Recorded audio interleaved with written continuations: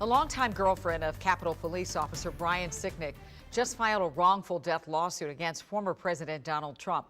She claims Trump is to blame for Sicknick's death. Our Adam Longo just got his hands on that lawsuit a few hours ago. He is in the newsroom to bring us up to speed. So, Ads, what's in the document?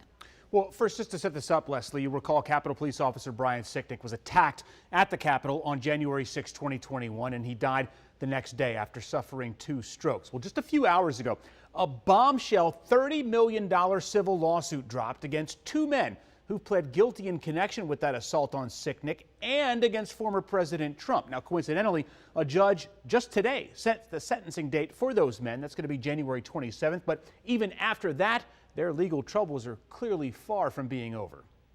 People in the crowd wearing ballistic helmets and body armor. In July, during the January 6 committee hearings, I hold him responsible for Brian's passing. Sandra Garza, the longtime girlfriend of Brian Sicknick, she told me she blames President Trump for what happened. In our conversation, she called him a, quote, selfish bastard for directing the crowd gathered at his rally on the Ellipse January 6th to march on the Capitol.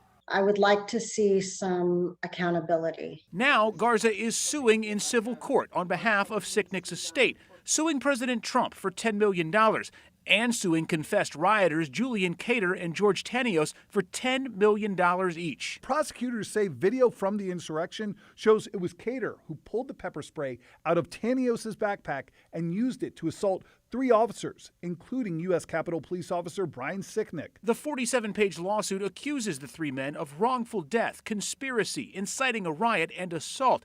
Khater right now is behind bars. Tanios is free, and Trump is trying to help get Kevin McCarthy elected House Speaker. He didn't call in any reinforcements. He didn't want the riot to stop. Oh, and then actually he orchestrated this entire thing.